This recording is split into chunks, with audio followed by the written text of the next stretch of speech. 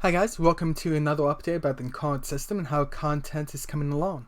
So one of the biggest changes we made this week is that now whenever you click on any of these things that highlight, which are cross references, it's going to open up wherever you're looking at and scroll you straight to that line. Of course, if you click on the heading, it's going to take you up one table of content, which makes it really quick and easy to navigate through the rulebook.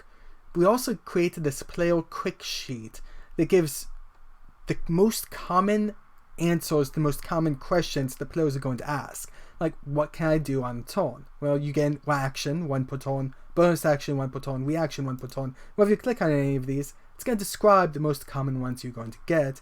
And if you click on the description, it's going to open up the rulebook to the right page. So it is coming together. We still have a few bugs to work out, but for the most part, that's starting to shine. We did come into the spell browser and fix it so that now if you're searching for something, you can combine both text with these filters in either order, doesn't matter. We've also come in and done a very similar thing with the Bestiary.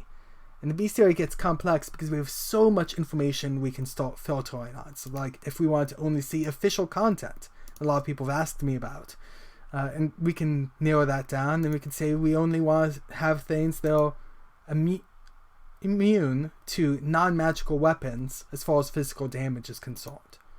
Or maybe we would rather have things that are from Celtic lore. Oh, well, if we're going to do that, afraid we're going to need some of the non-official.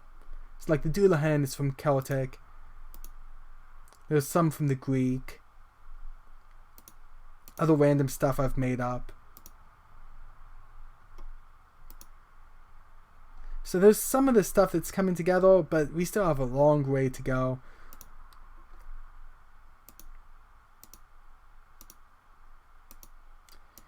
I do enjoy being able to sort by train, and of course you can start limiting these by levels. So like let's say we're going to have a flying battle on a ship. This gives us some pretty good things. We can start throwing a CR5, maybe CR4 party.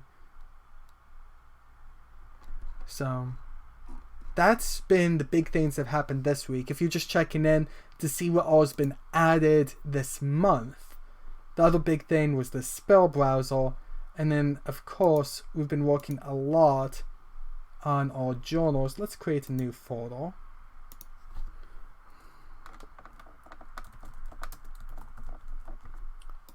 I'm going to create that new folder so that when we come in here and we set it to the lore holder, it's going to hold all of this stuff together. So like right now we can see that we have not done any walls using the automated system here.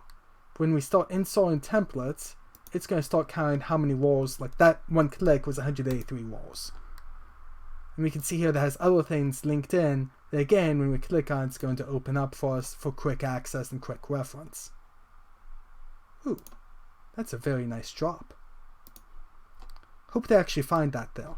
Sometimes they don't bother to look around. Very nice drop. They got rather lucky.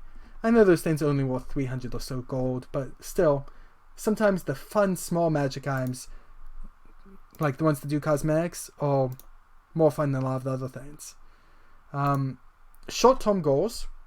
I want to come through the compendium and create advanced browsers for the rest of our major data in here. So for our backgrounds, classes, equipment, feats.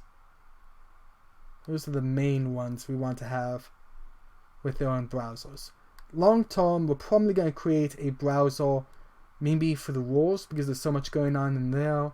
Maybe for some of the scenes that becomes more advanced. But that's going to be more long term. Mid term, you're going to notice that if we do a generation like a building, let's just do a tavern because everyone loves a tavern. So we can see here that it has this tavern owner, barmaid, doctor, Fletcher, gambler, but these can't be clicked on yet. These are actually generate commands, and so mid-term range, I want to make it so that when you click on the generate command, it generates it just like what you do when you click the insert template, but then it creates a cross-link here going there, and at the top of there it has a parent node with a cross-link coming back. and start stitching all of that together in a way that will make sense and will be easy to use long term. So, and then that's mid-range. Long range, I'll probably either go more into lore generators like what you're seeing up in here, adding detail, adding complexity, starting to add some conditionals. So I'm thinking a new tab that allows us to set primary races and secondary races for a region. And this would hold the world defaults, and I'd also make a pop-out from the journal folders. It's like a right-click option that give us a regional details or something like that allows us set primary and secondary races, maybe some resources in there, so if there's common access to the ocean or mountains or other things, and starting to have the generators go off of conditionals based off of that to make it fit better into the world. The other direction I could go is there's a lot of really good generators that have used JavaScript to build maps, and then we could do a lot of the same information based off of proximity to the map. But I don't know how many people would rather make their own map versus use a random generator and generate until you find one you like.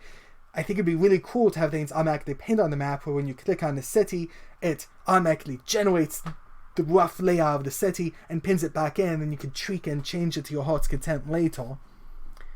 There's a lot that I could do long range, but it is coming together and it's starting to become a system. For those of you that have not been paying attention to this project, the other major thing we have in the works is an ability to do character creation much easier. We're going to call him Vela. So here, when we come down to our background, well, let's start with the point bar. And I'm going to roll D. 4d6, drop lowest, that's our common use here.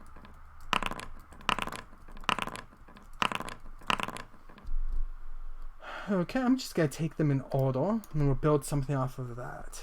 12, 9, 11, 11, 9, 17. So I need something that's high charisma.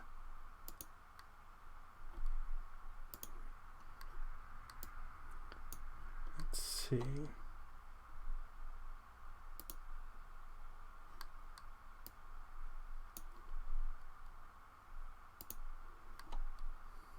So this is where it'd be really nice to be able to sort for only classes, not class abilities, and only the ones that offer high charisma, because I really don't want anything else since I'm a 17 and my next is a 12. In this case, I'm going to go off of memory, and I'm pretty sure Warlock is. So let's pop open the Warlock. Scroll down to the spell casting. And it is charisma based, so we're going to go with that. And we're noticing that it didn't actually give us any feats yet. That's because I haven't leveled it up. Level 0 doesn't actually give you anything. But as soon as I go to level 3, you can see that it fills in a bunch of stuff there. It even gives us our packed magic up in here. And that's useful because it keeps packed magic from separate from spell casting, so you can stack both. And I'll get to that in just a minute. Let's go with Tiefling. You can see that it sticks our race down here, but then the race triggers a bunch of these other abilities. It hasn't given us anything in the spellbook because, again, at level 1 we're not going to get anything. But right now we're level 3, and that's going to give us... Oh, level 1 probably does actually give us our cantrip.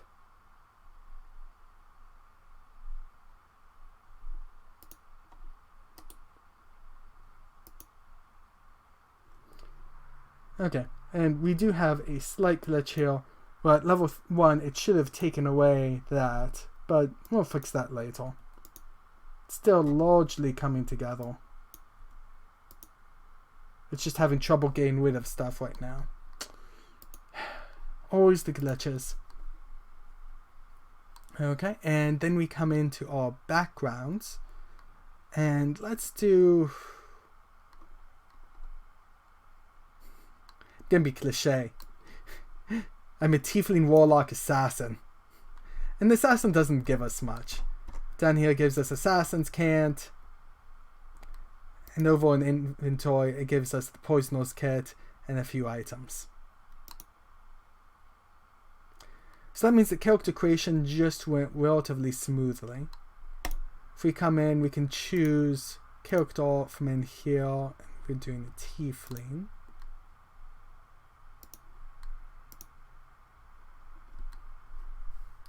And our character's starting to really come together. Now let's say we want to multi-class and put 2 levels in Cleric as well. With a low wisdom, I would not actually recommend that. I opened up the default data instead. Oops.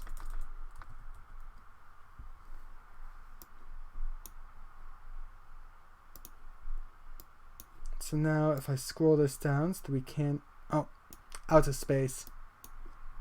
Which means I can't level up my Cleric unless I get with my Assassin. Let's put 2 in there. Now we'll see that our spellbook is automatically scaling up for level 2. That's because the Cleric has spellcasting. And you see it only actually changes when we close that.